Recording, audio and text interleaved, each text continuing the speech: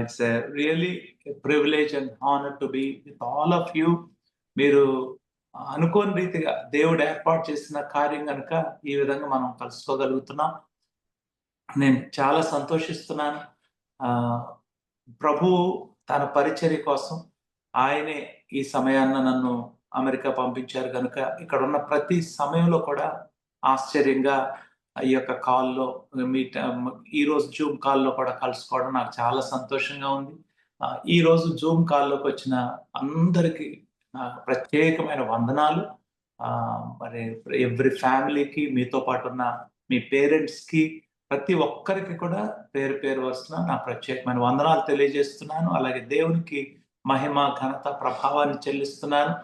మరి గత 3వ తారీఖున అట్లాంటాలో ఈ యొక్క పరిచర్య, దేవుని వాక్య పరిచర్య స్టార్ట్ చేయడం జరిగింది. 25th నుండి, అంటే జూలై 24th నుండి ఆల్మోస్ట్ 2nd వరకు ఇక్కడ వర్జీనియా రిచ్మండ్ లో కాల్వరీ పెంటెకోస్టల్ టాబర్నాకల్లో ప్రార్థనలోను, ప్రత్యేకంగా అక్కడ కాన్ఫరెన్స్ లో ఉండడానికి ప్రభు సహాయం చేశారు. మరి 3rd అట్లాంటా, అక్కడ నుండి షార్లెట్, తర్వాత పిట్స్బర్గ్, హ్యారిస్బర్గ్, తర్వాత న్యూజెర్సీ, న్యూయార్క్, నిన్నటి దిన ఇక్కడ యాష్బర్న్ రావడానికి ప్రభు సహాయం చేశారు. అట్లాంటాలో కూడా ఆ రోజు వాక్య పరిచర్య ప్రభు మహాకృపను బట్టి 2 చర్చెస్ లో చేయడం జరిగింది. ఆ రోజు కూడా వాళ్ళు అక్కడే ఉండిపోమని 2-3 రోజులు అడిగారు, but I was moving head. So వాళ్ళు థర్స్డే 21 days ప్రేయర్స్ స్టార్ట్ చేసుకుంటూ ఫస్ట్ డే ఇలాగ జూమ్ లోనే వాక్య పరిచర్య చేయండి పాస్టర్ గారు అని అడిగినప్పుడు, షార్లెట్ నుండి మరలా వారికి అట్లాంటాలో జూమ్ లో వాక్య పరిచర్య చేయడానికి 21 days ఫాస్టింగ్ ప్రేయర్స్ వాళ్ళు స్టార్ట్ చేయడానికి ప్రభు సహాయం చేశారు. దేవుని మహాకృపను బట్టి ఈ రోజు మనందరం కూడా ఈ విధంగా కలుసుకున్నాం. నా పేరు పాల్ చౌదరి, మీరు అందరూ తెలిసినట్లుగా. దేవుని మహాకృప, మనం ఏమై ఉన్నామో అది దేవుని కృప వలనే అయి ఉన్నాము. నేను ఈ అమెరికాలో ఇన్ని చోట్ల ఈ విధంగా పరిచయం చేయడానికి మరి రాజన్ అంకుల్, అలాగే చిగురుపాటి డేవిడ్ అంకుల్, వీరందరూ కూడా చాలా ముందుండి ప్రత్యేకమైనటువంటి ఏర్పాట్లు, ఈవెన్ రిచ్మండ్ లో రిచ్మండ్ యాష్లాండ్ లో కాల్పెన్ ట్యాబ్ లో కూడా రాజన్ అంకుల్ చాలా ప్రత్యేకమైన ఏర్పాట్లు చేయించారు. మరి అందరూ బట్టి అంకుల్ కి, ఆంటీకి ప్రత్యేకంగా నా ప్రత్యేకమైన వందనాలు. మంచిది, ఈ రోజు 200వ రోజు ఈ ప్రార్థనలు ముందు కొనసాగడం అనేది it's a really wonderful, great. I'm thinking that it's a God's doing, it's a marvellous in our own eyes. We just glorify God. ఒక్కసారి దేవుని వాక్యంలోనికి వెళ్లే ముందు చిన్న ప్రార్థన చేసుకుందాం. 200 రోజులు, గత 199 రోజులు నడిపించినందుకు బట్టి దేవుని స్తుతిద్దామా? దేవునికి మహిమ, ఘనత, ప్రభావం ఆరోపిద్దాం. హల్లెలూయా. We thank you, Lord. We praise you, Jesus. We praise you, Father. We glorify your name, Lord. Every day, ప్రభువా, మీ సన్నిధిలో విజ్ఞాపన ప్రార్థన చేసే భాగ్యం ఇచ్చారే. ఎంతైనా నమ్మదగిన దేవుడు కదా. మీ కృప, మీ కటాక్షము బిడ్డలకు మీరు అనుగ్రహించినందును బట్టి స్తోత్రం చెల్లిస్తున్నాము. We thank you Jesus. ప్రతిరోజు ప్రార్థన మీరు విన్నారు నాయన. దానియేలుతో మీరు సెలవిచ్చారు, నీవు బహు ప్రియుడవు కనుక నీవు ప్రార్థన ప్రారంభించిన మొదటి రోజునే నేను పంపించాను, అలాగే గాబ్రియల్ నాడు నేను పంపించబడ్డాను అని. అవును ప్రభువా, అలాంటి కృప ఆయన బిడ్డలు మీ యొక్క హృదయ వాంఛను తీరుస్తూ ఉండగా, యువర్ హార్ట్ బీట్ కి రెస్పాండ్ అయ్యి నాయన బిడ్డలు ఇంటర్సెసరీ ప్రేయర్స్ చేస్తూ ఉండగా, తండ్రి మీరు ఇచ్చిన కృపను బట్టి మీకు వందనాలు చెల్లిస్తూ, మీరు బిడ్డల ప్రార్థనలు విని ప్రతి ప్రార్థనకు గొప్ప జవాబులు దయచేస్తున్నారని నమ్మి స్తుతిస్తున్నాను. మీకే స్తుతి కలుగును గాక, మీకే స్తుతి కలుగును గాక. We thank you and we worship you, Lord. We adore you, Lord. We exalt your name, Lord. We extol you, Lord. మీ కృప, మీ యొక్క నాయన ప్రతి విధమైనటువంటి సహాయమును బట్టి మీకు స్తుతి చెల్లిస్తూ, ఈ రోజు కూడా నా మట్టుకు నాకు సహాయం చేయండి. మీ సిలువ చాటును నన్ను మరుగు చేసుకోండి ప్రభువా. మీ వాక్కు మాకు విడుదల చేయమని ప్రియ ప్రభు అయిన యేసు క్రీస్తు నామములో అడిగి వేడుకొని పొంది ఉన్నాను నా పరమ తండ్రి. ఆమేన్, ఆమేన్, ఆమేన్. Praise God. దేవునికి మహిమ కలుగును గాక. నా వాయిస్ ఓకేనా సిస్టర్? పర్లేదా? Thank you. Praise God, praise God. ఈ సమయంలో దేవుని యొక్క వాక్యంలో నుండి యెహెజ్కేలు గ్రంథం 22వ అధ్యాయం 30వ వచనాన్ని 31వ వచనాన్ని మనం చదువుకుందామండి. యెహెజ్కేలు గ్రంథం 22వ అధ్యాయం 30, 31 వచనాలు.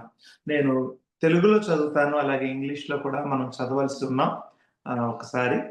సో, నేను దేశమును పాడు చేయకుండానట్లు ప్రాకారమును దిట్టపరచుటకు బద్దలైన సందులలో నిలుచుటకును తగిన వాడెవడని నేను ఎంత విచారించినను ఒకడైనను కనబడలేదు. కావున నేను నా క్రోధమును వారి ప్రవర్తన ఫలము వారి మీదకి రప్పించి నా ఉగ్రతాగ్ని చేత వారిని దహింతును. ఇదే ప్రభు అయిన యెహోవా వాక్కు. ఇక్కడ మనం దేవుని యొక్క వాక్యాన్ని యెహెజ్కేలు గ్రంథం 22వ అధ్యాయం 30వ వచనాన్ని మనం చదువుతూ ఉన్నాం. ఇది ఇంగ్లీష్ లో కూడా ఒక్కసారి మనం చూద్దామండి. ఇంగ్లీష్ లో ఒకసారి చూద్దాం, ఎందుకంటే ఇంగ్లీష్ కి తెలుగుకి కొంచెం ఒక 2-3 పదాలు తేడా ఉన్నాయి. సో ఒక్కసారి ఇంగ్లీష్ లో Ezekiel 22, I'm reading from ESV version 30 and 31. And I sought for a man among them who should build up the wall and stand in the breach before me for the land, that I should not destroy it, but I found none. ఈ వాక్యాన్ని 5 విభాగాలుగా నేను just క్లుప్తంగా, I sought for a man among them who should build up the wall and stand in the breach before me for the land. ఈ విషయాలు మనం చూస్తున్నాం. దాన్ని తెలుగులో ఈ విధంగా ఇంగ్లీష్ ని కూడా కలిపి చూస్తే, ఇంగ్లీష్ లో అమాంగ్ దెమ్ అనే మాట, బిఫోర్ మీ అనే మాట, ఫర్ ద ల్యాండ్ అనే మాట, ఈ 3 కూడా తెలుగులో లేవు. దాన్ని మనం ఇంగ్లీష్ లో నుండి తెలుగులో కలుపుకుంటాం. దాన్ని ఇప్పుడు చదువుతున్నాను. నేను దేశమును పాడు చేయకుండానట్లు ప్రాకారమును దిట్టపరచుటకును బ్రద్దలైన సందులలో నా ఎదుట దేశము కొరకు నిలుచుటకును వారిలో తగిన వాని కొరకు ఎంత వెదకినను ఒక్కడైనను కనబడలేదు. సో నా ఎదుట దేశము కొరకు నిలుచుటకు, వాట్ వండర్ఫుల్ వర్డ్ అండి. అది తెలుగులో లేదు. నా ఎదుట దేశము కొరకు అనే మాట లేదు. వారిలో అమాంగ్ దెమ్ అది కూడా తెలుగులో మనకు లేదు.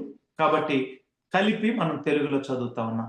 నేను దేశమును పాడు చేయకుండానట్లు ప్రాకారమును దిట్టపరచుటకును బద్దలైన సందులలో నా ఎదుట దేశము కొరకు నిలుచుటకును వారిలో తగిన వాని కొరకు ఎంత వెదకినను ఒకడైనను కనబడలేదు.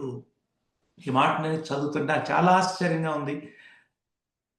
అలాగే దాని కింద, కావున నేను నా క్రోధమును వారి మీద కుమ్మరింతును, వారి ప్రవర్తన ఫలమును వారి మీదకి రప్పించి నా ఉగ్రతాగ్ని చేత వారిని దహింతును అనే మాట మనం చదువుతున్నాం. ఇదే మాట యెహెజ్కేలు గ్రంథం 9వ అధ్యాయం 10వ వచనంలో కూడా, యెహెజ్కేలు గ్రంథం 9:10 అక్కడి మాట ఉంటుంది. నేను వారి ప్రవర్తన ఫలమును వారిని అనుభవింపజేసేదను. ఇక్కడ కూడా అదే మాట ఉంది. నేను వారి ప్రవర్తన ఫలమును వారి మీదకి రప్పిస్తాను, వారి ప్రవర్తన ఫలమును వారి మీదకి రప్పిస్తాను. 22వ అధ్యాయం 31వ వచనంలో, 9వ అధ్యాయం 10వ వచనంలో వారి ప్రవర్తన ఫలమును వారిని అనుభవింపజేసేదను. అంటే ఎంత విధంగా ఇక్కడ రాయబడి ఉందంటే, I have return there way upon there heads అని ఉంది. సేమ్ అదే విషయం 9th chapter 10th verse లో కూడా ఉంది. ఈ 2 చోట్ల కూడా దేవుడు ఒక వ్యక్తి కొరకు వెతుకుతున్నాడు అనేది మనకు కనిపిస్తుంది. చూడండి 9వ అధ్యాయం, యెహెజ్కేలు గ్రంథం 9వ అధ్యాయంలో ఇక్కడ మనం 2వ వచనం నుండి మనం చూస్తే, అంతలో ఒక్కొక్కడు తాను హతము చేయు ఆయుధమును చేతబట్టుకుని ఉత్తర దిక్కునున్న పైగవిని మార్గమున 6 మనుషులు వచ్చుచుండిరి. వారి మధ్య ఒకడు అవిసె నారబట్ట ధరించుకుని నడుమునకు లేఖకుని సిరాబుడ్డి కట్టుకొని ఉండేది. వారు ఆలయమున ప్రవేశించి ఎత్తడి బలిపీఠము వద్ద నిలిచిరి. ఇశ్రాయేలీయుల దేవుని మహిమ తానున్న కెరూబు పై నుండి దిగి మందిరపు గడప దగ్గరకు వచ్చి నిలిచి అవిసె నార బట్ట ధరించుకొని లేఖకుని సిరాబుడ్డి నడుమునకు కట్టుకొనిన వారిని పిలువగా, యెహోవా యెరూషలేమును ఆ పట్టణములో ప్రవేశించి చుట్టూ తిరిగి దానిలో జరిగిన హేయ కృత్యములను గూర్చి మూల్గులిడుచు ప్రలాపించుచున్న వారి లలాటముల గుర్తు వేయుమని వారికి ఆజ్ఞాపించి, అంటే నొసటన గుర్తు వేయమని ఆజ్ఞాపిస్తే, ఇక్కడ చూడండి, మనం చూసినట్లయితే నేను తప్ప ఎవరును అనే మాట ఇక్కడ చూస్తా ఉన్నాం. అది చాలా బాధాకరంగా ఉంది. 8వ వచనంలో నేను తప్ప మరి ఎవరునూ శేషింపకుండా వారు హతము చేయుట నేను చూచి. నేను తప్ప. God was seeking for a man, men and women, those who can stand in the gap. యెహెజ్కేలు 9వ అధ్యాయమైన 22వ అధ్యాయమైన, when God was seeking, he could not find anyone. యెహెజ్కేలు ప్రవక్త కనుక అతను మిగిలి ఉన్నాడు. అతను కాకుండా ఇంకెవరైనా ఇశ్రాయేల్ దేశంలో దీనికోసం కనపడతారేమోనని దేవుడు ఎంత చూశాడండి. అస్సలు కనపడలేదు. సరే, మనం ఈ వాక్యంలోకి వద్దాం. ఫస్ట్ మనం చూస్తే I sought for a man, I was seeking for a man అని ఉంది. దేవుడు మనుషుల కొరకు వెతుకుతున్నాడు. ఈరోజు వాక్యంలో మనం ధ్యానిస్తూ ఉండగా, God seeks to find 3 kinds of people in the Bible. 3 రకాలైన ప్రజల కొరకు ఆయన వెతుకుతున్నట్టుగా మనకు కనబడుతుంది. మొదటిగా 2వ దినవృత్తాంతముల గ్రంథం 16వ అధ్యాయం 9వ వచనం. 2వ దినవృత్తాంతములు 16:9 మనం గమనించినట్లయితే, నా ఎడల యథార్థ హృదయము గలవారిని బలపరచుటకై, నా ఎడల యథార్థ హృదయము గలవారిని బలపరచుటకై యెహోవా కన్నులు లోకమందంతటా సంచారం చేయుచున్నవి అనే మాట మనం చూస్తాం. దేవుడు ఎవరి కోసం వెతుకుతున్నారు అంటే, ఆయన ఎడల యథార్థ హృదయము గల వారి కొరకు ఎదురు చూస్తున్నారు. వారిని బలపరచాలని ఆయన ఆశపడుతున్నారు. ఆయనను ఎంత వెతుకుతున్నారంటే, యథార్థ హృదయము గల వారిని బలపరచాలి. తన ఎడల యథార్థ హృదయము గల వారిని బలపరచుటకై యెహోవా కనుదృష్టి లోకమందంతటా సంచారము చేయుచున్నది. ఈవెన్ టుడే దేవుని ఎడల యథార్థ హృదయం గల వారిని బలపరచడానికి దేవుని కన్నులు తిరుగుతూ ఉన్నాయట. He has been seeking. రెండవది మనం చూద్దాం. యోహాను సువార్త 4వ అధ్యాయం, యోహాను సువార్త 4వ అధ్యాయం 23వ వచనంలో మనం చూస్తే, అయితే యథార్థముగా ఆరాధించువారు, ఎవరండి? యథార్థముగా ఆరాధించువారు ఆత్మతోనూ సత్యముతోనూ తండ్రిని ఆరాధించు కాలము వచ్చుచున్నది, అది ఇప్పుడును వచ్చేయున్నది. తన్ను ఆరాధించువారు అట్టివారే కావాలనని తండ్రి వెదుకుచున్నాడు. కింద ఫుట్ నోట్ లో వెదుకుచున్నాడు, తండ్రి వెదుకుచున్నాడు. For whom God is seeking అని మనం చూసినట్లయితే, ఇక్కడ ఏమనంటే, for such people he is seeking. Who are what kind of people? Those who worship him in spirit and in truth. యథార్థముగా ఆయనను ఆరాధించే వారి కొరకు దేవుడు వెతుకుతున్నాడు. He is seeking for such people. మూడవదిగా ఇప్పుడు మనం చదువుకున్న యెహెజ్కేలు 22:30లో I sought for a man అని చెప్పారు. I sought for a man. He is seeking for people. మొట్టమొదట యథార్థ హృదయం గలవారిని, 2 ఆత్మతో సత్యముతో ఆరాధించే వారిని, యథార్థత కలిగి, 3వదిగా ఆయన ఎదుట దేశము కొరకు నిలబడి విజ్ఞాపన చేసే ప్రజల కొరకు ఆయన ఎదురు చూస్తున్నారు. మరి ఆయన కనుగొనగలుగుతున్నారా అంటే చాలా ఇట్స్ రియల్లీ చాలా బాధాకరమైన విషయం. ఆయన కనుక్కోలేకపోతున్నారు. There are not many people. ప్రపంచంలో 242 దేశాల కంటే ఎక్కువగా ఉన్నాయి. ప్రతి దేశంలో కూడా దేవుడు ఇంటర్సెసర్స్ వరకు చూస్తున్నాడు. But he is unfortunately unable to find real and wholehearted intercessors to stand before him. అలా ఎవరైతే ఆయన ఎదుట కనిపిస్తున్నారో వారిని గురించి దేవుడు he has high regard for them. దానియేలు వంటి వారిని చూచి నీవు బహుప్రియుడవు అని చెప్పాడు. అలాగే అబ్రహామును నా స్నేహితుడవు అన్నారు. అలాగే సమూయేలు చూస్తే ప్రార్థన చేయవారిలో సమూయేలు ఉండెను అని రాయబడింది 106వ కీర్తనలో. ఎంత అద్భుతం అండి అది! ఎందుకంటే దేవుడు వారి కొరకు ఎదురు చూస్తున్నాడు. దేవుడు వారి కొరకు ఎదురు చూస్తున్నాడు. చూడండి, ఈ సమయంలో I sought for a man if you want I want to be one among the God's seeking people. దేవుడు వెదికే వారిలో మీరు నేను ఉండాలని దేవుడు ఆశపడుతున్నాడు. మనం అలా ఉందుము గాక. ముందుకు వెళ్తూ అమాంగ్ దెమ్ అని ఉంది. I sought for a man among them. వారిలో నుండి ఒకరు కావాలి అని దేవుడు వెతుకుతున్నాడు. ఇదంతా ఎందుకు అంటే నేను దేశమును పాడు చేయకుండానట్లు, so that I would not have to destroy the land. దేశమును దేవుడు పాడు చేస్తాడా అండి? వాస్తవంగా మనం చూస్తే he does not want to. ఎందుకంటే ఆయన సృష్టి, ఆయన ఎంతో ప్రేమాస్వరూపి అయిన దేవుడు, ఆయన కనికర సంపన్నుడు. ఆయన ఎన్నడూ కూడా దేశమును గాని దేశవాసులను గాని ఎన్నడూ కూడా పాడు చేయాలని ఆశించడు.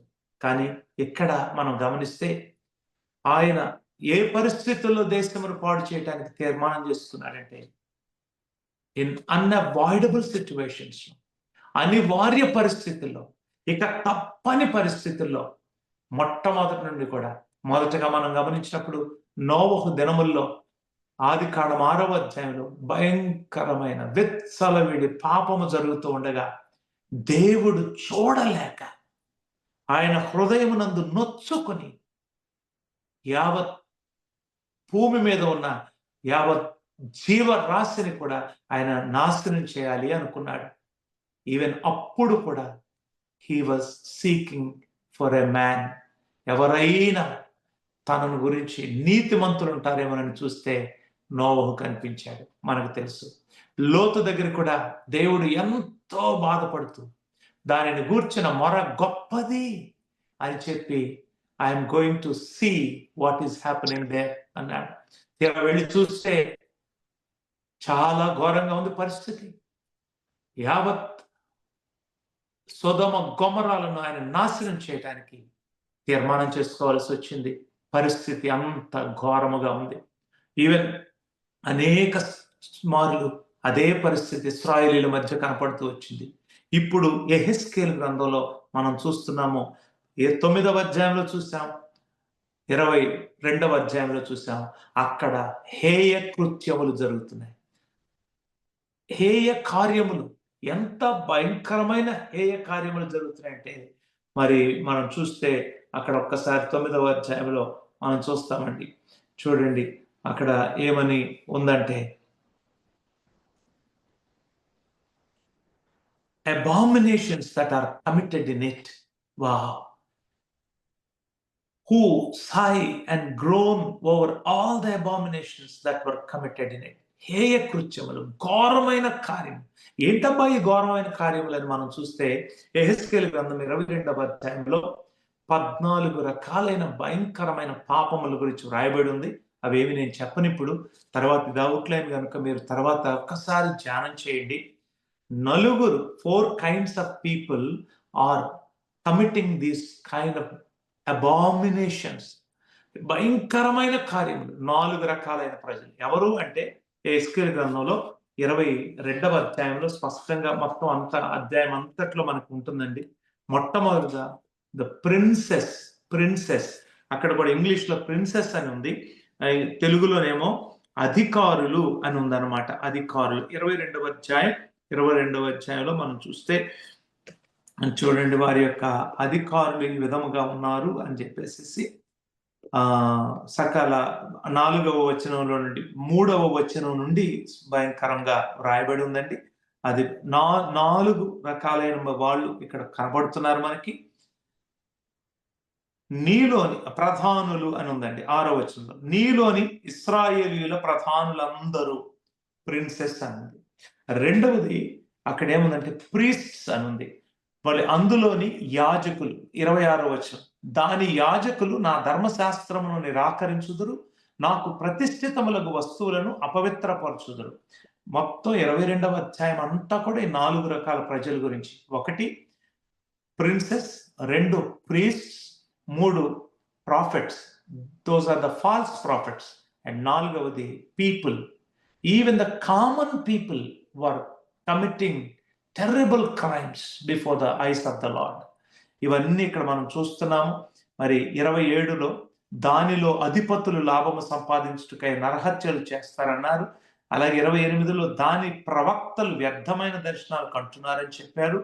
అలాగే సోదెగాండ్రుగా ఉన్నారన్నారు. 29వ వచనంలో మరియు సామాన్య జనులు, కామన్ పీపుల్, బాబా, princes, priests, prophets and people, all of them for just doing which is not right in the sight of the Lord. ఎంత వేదన పడుతున్నారు దేవుడు. పడి ఆ యొక్క భయంకరమైన స్థితిలో God could not do anything other than bringing down his judgment and his punishment upon the people. Wow! ఆ పరిస్థితిలో దేవాతి దేవుడు ఈ నిర్ణయం చేసుకుంటున్నాడు. అయినా ఒక్కసారి ఇంకా ఎవరైనా ఉంటారా? బద్దలైన సందుల్లో నిలబడతారా? గోడలను తిరిగి కడతారా అని ఆశపడుతున్నాడట. ఎంత ఆశ్చర్యం అండి. చూడండి, I sought for a man among them who should build up the wall and stand in the breach. Build up the wall and stand in the breach. Building up the wall అంటే ఏంటి? Standing in the breach అంటే ఏంటి? Build up the wall అంటే ఏదో యెరూషలేము చుట్టూ గోడలు ఉన్నాయి, అవేదో పడిపోయాయి, వాటిని కట్టాలి, అలాగేదో సందులు ఏర్పడ్డాయి, వాటిని పూడ్చాలి అనేది కాదు. He was not speaking about the physical lives of the people. He was not at all. మరి దేని గురించి మాట్లాడుతున్నారు? ఆయన భౌతిక సంబంధమైన జీవితాల గురించి కాదు, వారి ఆత్మ సంబంధమైన జీవితాల గురించి మాట్లాడుతున్నారు. దేవునికి వారికి మధ్యలో తెగిపోయిన సంబంధాన్ని గురించి మాట్లాడుతున్నారు. ప్రజలు దేవునికి దూరం అయిపోయి, పునాదులు పాడైపోయి వారి ఆత్మీయ జీవితాలకి ధర్మశాస్త్రంలో ఉన్న దాన్ని లక్ష్య పెట్టకుండా ఎంత ఘోరమైన బ్రతుకులు బ్రతుకుతున్నారో దాని గురించి మాట్లాడుతున్నారు.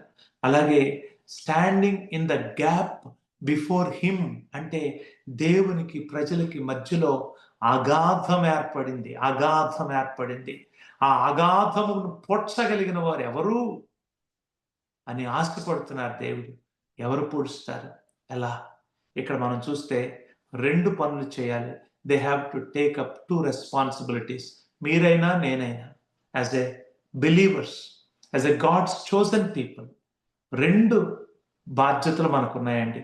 మొట్టమొదటిది బిల్డింగ్ అప్ ద వాల్, రెండవది standing in the gap before the Lord for the land. మొట్టమొదటిది ఏంటి?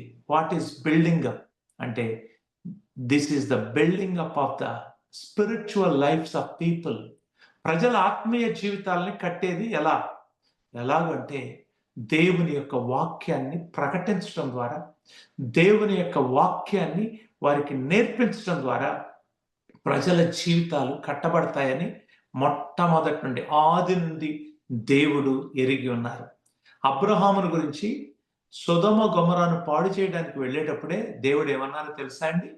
దేవుడు ఏమన్నారంటే, నేను చేయబో కార్యము అబ్రహామునకు చెప్పకుండా దాచెదనా. ఈవెన్ ధర్మశాస్త్రం కూడా లేని రోజుల గురించి మాట్లాడుతున్నాను నేను. దాచెదనా అని చెప్పి, నేను అబ్రహామునకు చెప్పకుండా దాచెదనా అని చెప్పిన దేవుడు ఏమంటున్నారంటే, చూడండి ఏమంటున్నారో నేను ఒక్కసారి మీకు 18వ అధ్యాయంలో నుండి 18వ వచనం. అబ్రహాము నిశ్చయముగా బలము గల గొప్ప జనము, అతని మూలముగా భూమిలోని సమస్త జనములు ఆశీర్వదింపబడి. ఇప్పుడు చదివేది శ్రద్ధగా ఒక్కసారి. ఎట్లనగా యెహోవా అబ్రహామును గూర్చి చెప్పినది అతనికి కలుగజేయునట్లు దేవుని వాగ్దానాలు నెరవేరాలి అంటే, తన తరువాత తన పిల్లలను, తన ఇంటి వారును, తన పిల్లలను, తన ఇంటి వారును నీతి న్యాయములు జరిగించుచు యెహోవా మార్గమును గైకొనుటకు అతడు వారికి ఆజ్ఞాపించున్నట్లు, అంటే ఆజ్ఞాపిస్తాడని నాకు తెలుసు. He will command and he will teach and he will train his children. ఎవరి చిల్డ్రన్? అబ్రహాము పిల్లలట. ఇంకా ఒక్క పిల్లోడు కూడా పుట్టలేదు. కానీ God had such a confidence upon Abraham that he will teach and train his children in the ways of the Lord. That is the building up of spiritual lifes. మీ కుటుంబంలో కూడా అదే జరుగుతుందని నేను నమ్ముతున్నాను. మీ పిల్లల ఆత్మీయ జీవితాలు కట్టబడుతున్నాయా? ఆత్మీయ జీవితాలనే గోడలను మీరు కడుతున్నారా? కట్టాలి. అబ్రహాము కట్టాడు. అబ్రహాము తరములకు దీవెనగా నిలిచాడు. ఇస్సాకుకు అన్ని నేర్పించాడు. ఇస్సాకు యాకోబుకు నేర్పించాడు. యాకోబు దేవునితో వ్యక్తిగత సహవాసంలో నుండి నేర్చుకున్నాడు. యోసేపు దేవునికి విధేయత చూపించడం నేర్చుకున్నాడు. ఇవన్నీ వాళ్ళ వాల్స్ ఎంత గట్టిగా ఉన్నాయో, వాళ్ళ ఆత్మీయ జీవితాలు ఎంత పటిష్టంగా ఉన్నాయో మనకు తెలుసు. కానీ ఒక సమయం వచ్చింది, ఇశ్రాయేలీయుల ఆత్మీయ జీవితాలు భయంకరమైపోయాయి. ఇప్పుడు యెహెజ్కేలు దగ్గర కూడా మనం చూస్తే 14 భయంకరమైన పాపాలు చేస్తున్నారంటే వారి బ్రతుకులు ఎంత భ్రష్టు పట్టిపోయాయో చూడండి. అంత భ్రష్టు పట్టిపోయిన బ్రతుకుల్ని ఎవరు బాగు చేస్తారు? దేవుని వాక్యాన్ని ధైర్యంగా, బలంగా ప్రకటించేవారు మాత్రమే బాగు చేయగలరు. ప్రియమైన దైవజనమా, సహోదరులారా, సహోదరులారా, మనము దేవుని వాక్యమును బలముగా ధ్యానించాలి, లోతుగా ధ్యానించాలి. మనకు వాక్యాన్ని అన్వయించుకుని వాక్య ప్రకారం జీవించాలి. ఆ వాక్యాన్ని ఇతరులకు నేర్పించి, ప్రకటించి ప్రజల జీవితాలను కట్టాలి. మీకు తెలుసు కదా, బబులోనులోనికి చెరలోనికి వెళ్ళిన తర్వాత, దేవుడు 70 సంవత్సరాల చెర అయిన తర్వాత దానియేలు ప్రార్థనను బట్టి చెర నుండి తిరిగి పంపించినప్పుడు జెరుబ్బాబెలు నాయకత్వంలో 50,000 మంది వచ్చి మందిరమును కట్టారు. ఆ తర్వాత ఎజ్రా వచ్చి మందిరమును కట్టలేదండి, మరొక దాన్ని కట్టలేదు. ఎజ్రా ప్రజల జీవితాలను కట్టాడు, ప్రజల హృదయాలను కట్టాడు. ఎలా? వాక్యము ద్వారా కట్టాడు. మూడవది, నెహెమ్యా వచ్చి ప్రాకారములు కట్టాడు. నెహెమ్యా ప్రాకారములు కట్టాడు, జెరుబ్బాబెలు మందిరాన్ని కట్టాడు. కానీ ఎజ్రా ఏం కట్టాడు? ఎజ్రా దేవుని వాక్యమును ఉన్నది ఉన్నట్లుగా ప్రకటించి ప్రజల జీవితాలను, అప్పటికే పాపములోను, మిశ్రిత జనాంగములోను, అపవిత్రతలోను ఉన్న ప్రజలను ఎజ్రా కట్టాడు. అందుకే ఎజ్రా 7వ అధ్యాయం 10వ వచనం నాకు చాలా ఇష్టమైనటువంటి వాక్యం. మరి అందులో ఏముంటుందంటే ఎజ్రా 7:10లో, ఎజ్రా యెహోవా ధర్మశాస్త్రమును పరిశోధించి దాని చొప్పున నడుచుకొనుటకును ఇశ్రాయేలీయులకు దాని కట్టడలను విధులను నేర్పించుటకును దృఢ నిశ్చయము చేసుకొనెను. మొట్టమొదటిది ధర్మశాస్త్రమును పరిశోధించి, రెండవది దాని చొప్పున నడుచుకుంటూ, మూడవది దానిని కట్టడలు విధులు ప్రజలకు నేర్పించాలి. అలా చేసినప్పుడు ప్రజల జీవితాలు కట్టబడ్డాయి. ప్రజలందరూ గంటల తరబడి దేవుని సన్నిధిలో నిలబడి పాపములు ఒప్పుకున్నారు. వారి మధ్యలో నుండి పాపాన్ని తొలగించుకున్నారు. Ezra could build up the wall. అదే సమయంలో ఎజ్రా ప్రజల కొరకు దేవుని ఎదుట నిలబడి కన్నీటితో గెడ్డము కూడా పెరికి వేసుకుని కన్నీరు కార్చి ప్రార్థన చేశాడు. He was standing in the breach, in the gap between people and the Lord, and he was confessing the sins. By doing that, he could reconcile people with God. Ezra పని చేశాడు, నెహెమ్యా అలాగే ప్రార్థన చేశాడు, దానియేలు దేవుని ఎదుట ప్రజల పాపములు ఒప్పుకొని ప్రార్థన చేశాడు, ఇర్మియా ప్రజల పాపమును దేవుని ఎదుట ఒప్పుకొని గ్యాప్లో నిలబడ్డాడండి. మీరు నేను ఈరోజు అదే చేస్తున్నా. గత 200 రోజులుగా మీరు ప్రతి ఒక్క రోజు కూడా అనేక మంది కొరకు, హింసింపబడుతున్న సంఘముల కొరకు, క్రైస్తవుల కొరకు, హింసిస్తున్న వారి రక్షణ కొరకు మీరు ప్రార్థన చేస్తున్నారు అంటే you are doing nothing but standing in the gap, standing in the bridge before the Lord for the country, for the land, for the countries. దేవుడు ఆ కృపను మనందరికీ మీకు నాకు ఇస్తున్నారు. అందును బట్టి నేను ఎంతో సంతోషిస్తున్నాను.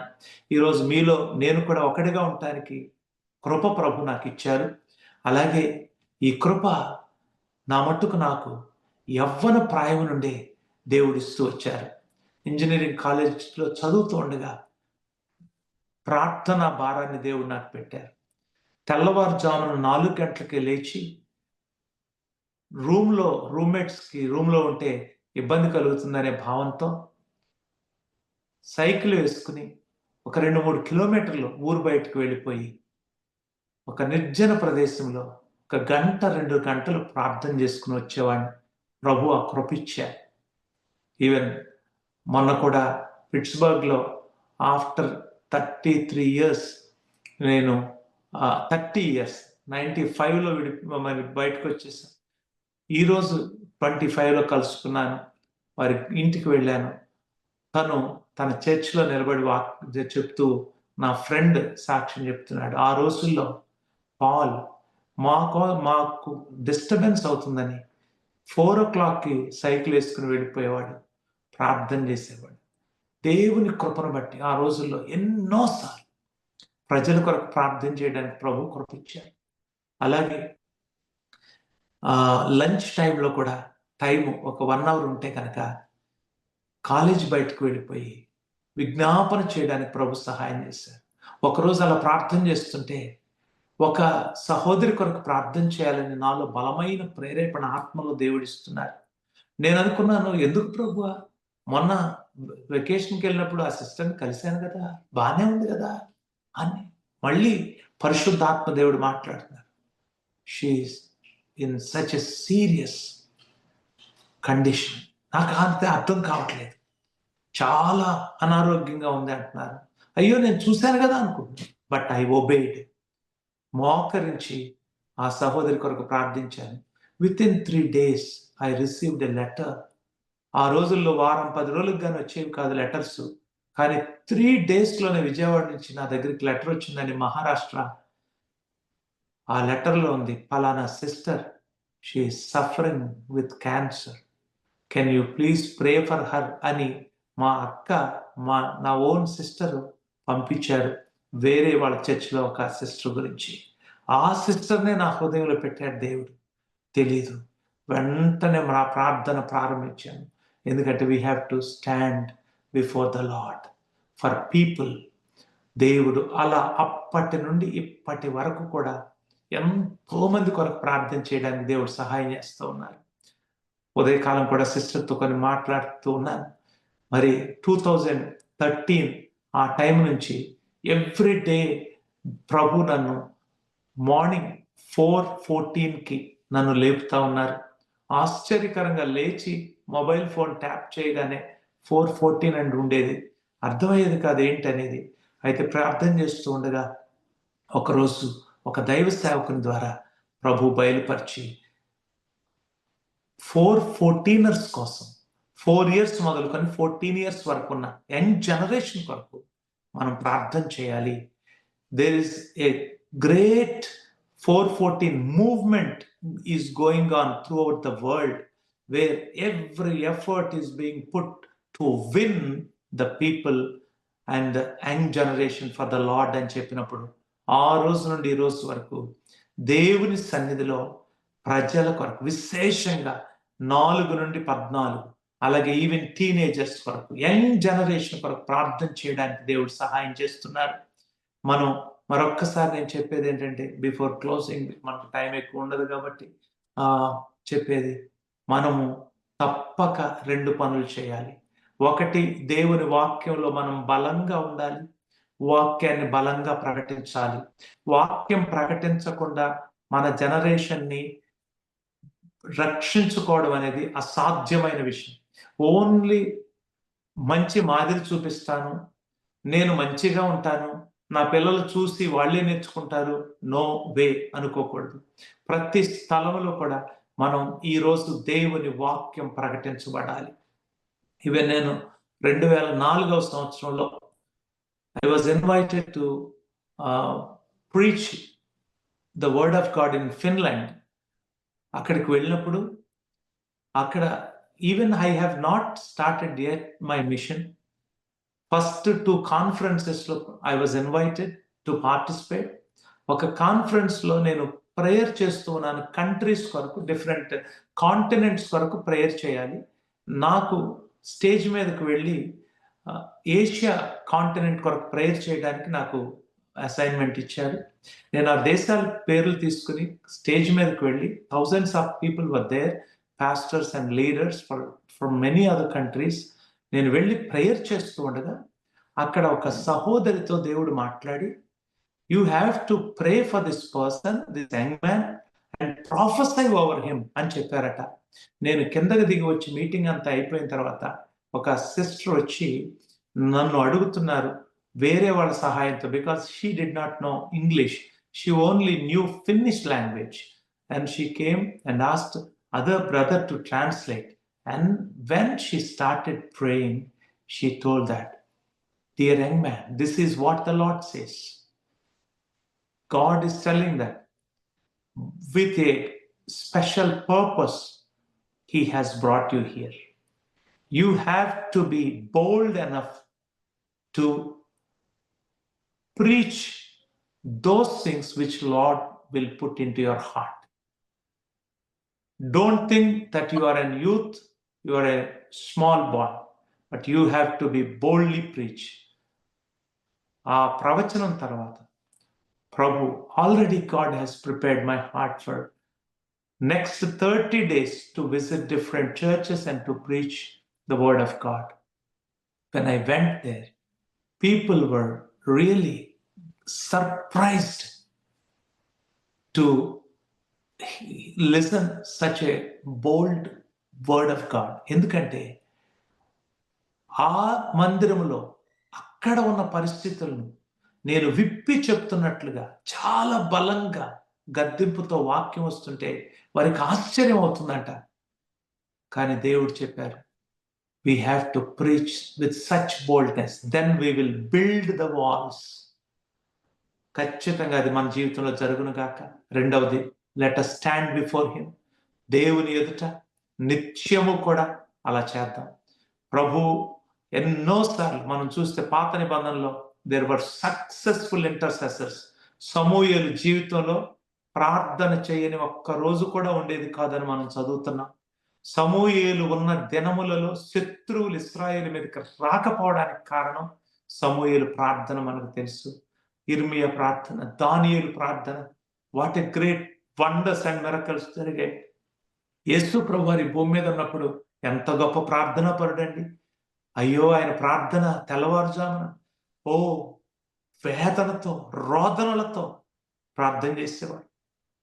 ఏదేమైనా చివరికి యేసు ప్రభు వారు యెరూషలేం దగ్గరకు వచ్చి ఏడ్చేటప్పుడు నాకు అనిపిస్తుంది, యేసు ప్రభు వారు ఏమైనా was he a successful intercessor or was he a failed intercessor అని అనిపిస్తుంది.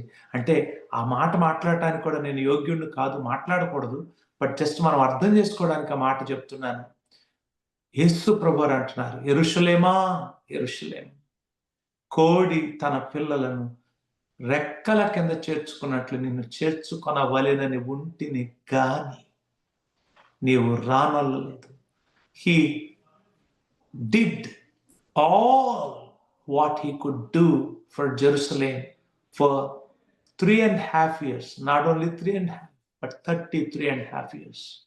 But ఒక పాయింట్ ఆఫ్ టైంలో యేసయ్య ఏడుస్తున్నారు, అయ్యో నీవు ఇప్పుడు విడువబడుతున్నావు అంటే ఆయన ప్రార్థన వ్యర్థమైందేమో అనిపిస్తుంది. కానీ వ్యర్థం కాలేదు డెఫినెట్గా. ఎందుకంటే యేసు ప్రభువారి ప్రార్థన, పేతురు కొరకు యేసు ప్రభువారు ప్రార్థన చేశారే, అది డెఫినెట్గా he remained a successful intercessor. ఎందుకంటే పేతురుతో మాట్లాడుతూ, పేతురు పేతురు సాతాను నిన్ను గోధుమలను జల్లించినట్లు జల్లెడలో వేసి జల్లిస్తూ, అయినను నీ కొరకు నేను వేడుకున్నాను, నీ నమ్మిక తప్పిపోకుండానట్లు నేను వేడుకున్నాను.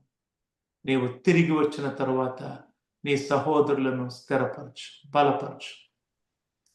యేసు ప్రభు వారి యొక్క ఇంటర్సెషన్, విజ్ఞాపన దేవుడు విని సాతాను చేతిలో నుండి పేతురును విడిపించాడు. పేతురు సంఘమునకు నాయకుడు, లేక బండ మీద సంఘమును కడతానన్నాడు. పాతాళ లోక ద్వారములు నిలువనేరవన్నాడు. ఆ సంఘాన్ని పేతురు ఆరంభించడానికి దేవుడు సహాయం చేశాడు through the intercessory prayer of Jesus Christ. అదే సమయంలో యెరూషలేము కొరకు ప్రార్థన చేశాడు.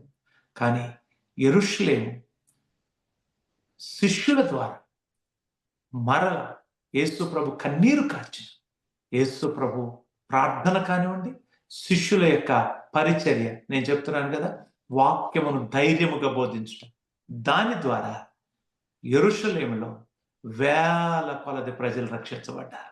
దేవునికి మహిమ కలుగును గాక. కాబట్టి మన ఇంటర్సెసరీ ప్రేయర్స్, విజ్ఞాపన ప్రార్థనలు, they will not go in vein. అవి వ్యర్థము కావు, మన ప్రయాస వ్యర్థము కాదు. కాబట్టి ఖచ్చితంగా ఎక్కడ విజ్ఞాపన ప్రార్థన జరుగుతున్నా నేను అందుట్లో ఉండాలని ఆశపడతాను. విజ్ఞాపన ప్రార్థన దేవునికి బహు ఇష్టమైన ప్రార్థన. వరల్డ్ విజన్ సంస్థను స్థాపించినటువంటి బాబ్ పియర్స్ అనే ఆయన ఒకసారి ఏమన్నారు తెలుసా? ప్రార్థన చేశారు, lord let my heart be broken with the things that break your heart అని చెప్పారు. అలా ప్రార్థనకి దేవుడు ఇష్టపడ్డాడు. కాబట్టి ఆ బాబ్ పియర్స్ గారు ఇష్టపడ్డారు. ఈ రోజుల్లో what are the things that are breaking God's heart? భయంకరమైన పాపమే కదా, వెచ్చలవిడి పాపమే కదా. దానిని బట్టియే కదా క్రైస్తవులకు భయంకరమైన హింస. అది ఇండియాలోనైనా, అమెరికాలోనైనా, మరొక ప్రాంతంలోనైనా, ఎక్కడైనా, ముస్లిం వరల్డ్లో కానీ, ఆఫ్రికన్ కంట్రీస్లో కానీ. ప్రేమైన దేవుని బిడ్డలారా, మనందరం కూడా ప్రార్థన చేయాలి. ఒకసారి రూత్ బెల్ గ్రహాం గారు, అంటే బిల్లీ గ్రహాం గారి భార్య ఏమన్నారు తెలుసా? Lord, if you don't judge America right away, you will have to apologize to the Sodom and Gomorrah అన్నారు. అంత భయంకరమైన స్థితి ఉన్నది అని ఆవిడ గట్టిగా చెప్పారు. నిజమేనండి, ఈ రోజుల్లో ఇంకా భయంకరంగా ఉంది. బట్ మనల్ని ఈ తరములో దేవుడు ప్రార్థించే ప్రార్థనా పరులుగా నిలబెట్టుకున్నాడు. All are not praying, but you are praying. You will continue in prayer as long as God leads you. అట్టి కృప దేవుడు మనందరికీ దయచేయను గాక. నేను దేశమును పాడు చేయకుండా ఆ మాట గుర్తొచ్చి ఇంకొక మాట చెప్పి ముగిస్తాను. మేము ప్రతి సంవత్సరం దేవుని కృపను బట్టి 40 రోజులు ఉపవాసం ఉండి సంఘమంతా ప్రార్థన చేస్తాం. ఈ సంవత్సరం కూడా పెంటెకోస్ట్ డే అయిపోయిన తెల్లారి నుండి, అంటే జూన్ 9th నుంచి మరి జూలై 16th వరకు ప్రేయర్ చేయడానికి ప్రభు సహాయం చేశారు. అయితే ఆ ప్రేయర్లో ప్రతిరోజు కూడా ఒక హౌస్లో 60 to 70 పీపుల్ చేరి ప్రార్థన చేయడానికి ప్రభు కృప చేశారు. ఫ్యూ ఇయర్స్ బ్యాక్ ఒక సంఘటన ఏంటంటే, అలాంటి 40 days ప్రేయర్స్లో మేము ఒకరోజు ప్రార్థన చేస్తూ ఉండగా ప్రభు నాకు బయలుపరిచారు, there is going to be an earthquake in Vijayawada. భూకంపం రాబోతుంది అని, అది నా ఉగ్రత అని ప్రభు బయలుపరిచారు. Just we were in prayer, intercession prayers అన్నమాట. వెంటనే నేను మా వాళ్ళతో చెప్పాను, ఒకరు ప్రార్థన చేయటం అయిపోయిన తర్వాత, Lord is revealing me, there is going to be God's judgement with an earthquake here, let us plead, let us intercede. అందరం కలిసి కన్నీటితో, అయ్యో విజయవాడలో భయంకరమైన పాపాలు, ఏ కొండల మీద చూసిన ఘోరమైన పాపం జరుగుతుంది, దయచేసి క్షమించవా, ఈ ఒక్కసారి కనికరించవా, ప్రజల పాపమును మా పాపంగా ఒప్పుకుంటున్నామని ప్రార్థన చేశామని. ఆ రాత్రి కొంత సమయం ప్రార్థన చేసిన తర్వాత దేవుడు నెమ్మదిచ్చాడు, ముగించాను, ఇంటికి వెళ్ళాను. తెల్లారి 6:30 గంటలకే there was an earthquake in Vijayawada, but by God's grace, with very less intensity on Richter scale. But when scientists gone through studied that days happening, they were really astonished that there should have been a great earthquake, but it did not happen. దేవుని కృప తప్ప మరొకటి కాదు. I am not sharing this to boast, but I am sharing this so that you shall continue to stand in the gap, and I shall continue to stand in the gap before the Lord for the country. Among them, వారిలో నుండి, you are in America, you intercede for America. If you are also an Indian, you intercede for India. For the other countries, intercede. Let us continue until the Lord returns and until God leads. Amen. I close this God's word with this. Sister, you can continue.